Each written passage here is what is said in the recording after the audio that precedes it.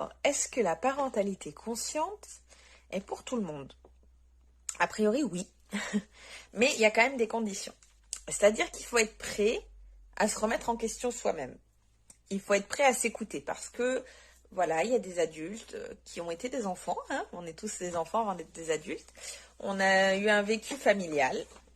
On a vécu des choses, des traumatismes parfois, involontaires de nos parents, parce que nos parents ont fait de leur mieux eux aussi. Et du coup, malheureusement, ils nous ont transmis certaines choses, certaines blessures, certains traumatismes, qui peuvent ressurgir quand on est parent. Donc ça, il faut que ce soit aussi travaillé et il faut être prêt à le travailler. Parce que voilà, certaines blessures, des fois, on est dans le déni ou autre et on n'est pas prêt à se retrouver face à ce traumatisme ou accepter que nos parents se sont trompés. C'est parfois très très dur. Et donc du coup, il faut être prêt à vouloir évoluer soi-même pour son enfant. Êtes-vous prêt à évoluer vous-même pour votre enfant? Êtes-vous prêt à ne pas blâmer tout le temps votre enfant et vous dire ce n'est pas de sa faute forcément, mais peut-être vous remettre en question, ce n'est pas de votre faute non plus, ce n'est pas ce que j'ai dit, attention. Hein. On s'enlève aussi cette culpabilité, mais de se dire voilà, peut-être que moi, je vois qu'il y a un problème, dans notre relation, qu'il y a un problème quelque part. Et si je travaille sur moi, j'évolue sur moi, je sais que par effet ricochet, ça évoluera sur mon enfant. Alors l'enfant peut avoir aussi ses traumatismes, il peut avoir aussi ses blocages. C'est un individu qui est unique, qui se crée en fonction de son environnement. Et donc l'environnement, c'est papa, maman, mais pas que.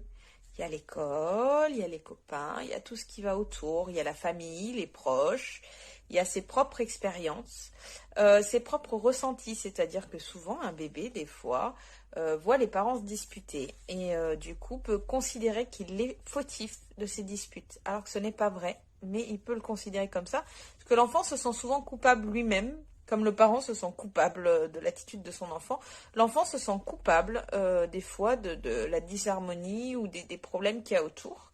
Et donc là, c'est le fait de pouvoir s'exprimer, de parler au niveau de l'enfant, mais de pouvoir lui poser des mots. Le fait de poser des mots pour vous et pour votre enfant vous fera du bien.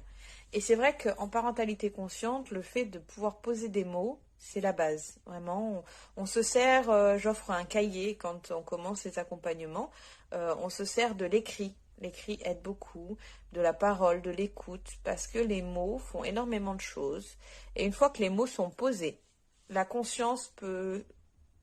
Voilà, tout ce qui est inconscient va devenir conscient. Et donc, du coup, le cerveau de lui-même va rectifier les erreurs.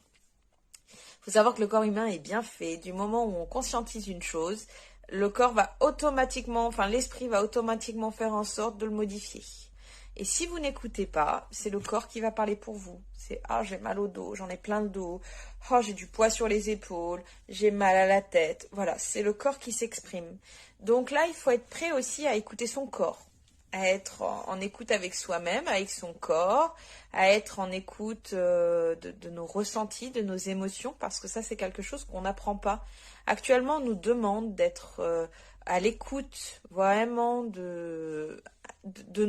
on dit aux enfants d'être à l'écoute de leurs émotions, d'apprendre à les contrôler, d'apprendre à les gérer pour ne pas faire de grosses crises, pour pas faire des sclandres, pour pas, voilà, que ce soit pas exacerbé. Mais nous, en tant que parents, on nous apprend pas ça. On n'a pas de cours pour nous dire, voilà, tes émotions, elles sont comme ça, tu peux les gérer comme ça.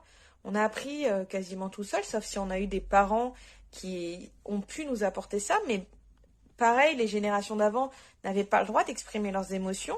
L'enfant n'avait pas le droit de parole. Déjà, la femme n'avait pas le droit de parole pendant un certain temps et l'enfant encore moins. Et donc maintenant, il a ce droit de parole, sauf que nous, parents qui n'avons pas appris ça, lui laissons ce droit, mais ne savons pas comment l'accompagner puisque nous n'avons pas appris. Donc déjà, il faut aussi apprendre à écouter ses émotions.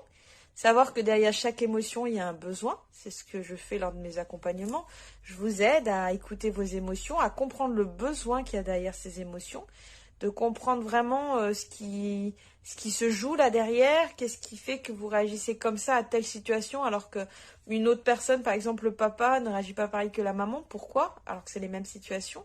Donc, pour faire de la parentalité consciente, il faut déjà être accepté. Voilà, accepter un début, voilà, un mouvement, parce que on est humain, donc il faut avoir son rythme, mais il faudrait accepter de s'écouter soi-même, d'écouter ses émotions, de prendre en compte qu'on est un être humain, accepter qu'on a le droit de ne pas être parfait, ça aussi, accepter que on peut ne pas toujours être dans la joie, l'harmonie, qu'on peut avoir on a des humeurs, on a des changements d'humeur, qu'on vit des choses qui sont plus ou moins agréables. Donc déjà accepter tout ça. On accepte aussi de changer notre relation avec notre enfant en s'occupant de nous. On accepte d'abord d'aller chercher en nous, puiser en nous pour pouvoir évoluer avec son enfant et ne plus aller chercher sur l'enfant, chercher à lui mettre des étiquettes, à lui trouver une responsabilité en lui disant que voilà, c'est parce que il est comme ça, que voilà, ça arrive ça, mais plutôt juste accepter qu'il soit comme ça. Voilà, notre enfant, il est tel qu'il est, on l'aime tel qu'il est, et maintenant on va chercher en nous, on va s'aimer tel qu'on est, ça c'est des fois beaucoup plus dur. On va chercher en nous les solutions pour pouvoir ensuite les apporter dans sa famille. Je vous souhaite beaucoup d'amour, beaucoup d'harmonie. Je vous souhaite de vivre dans l'authenticité, dans la présence et dans la conscience et dans une grande écoute. Et si vous avez besoin d'aide, vous pouvez me contacter sur ma page. Je me ferai un plaisir de vous accompagner.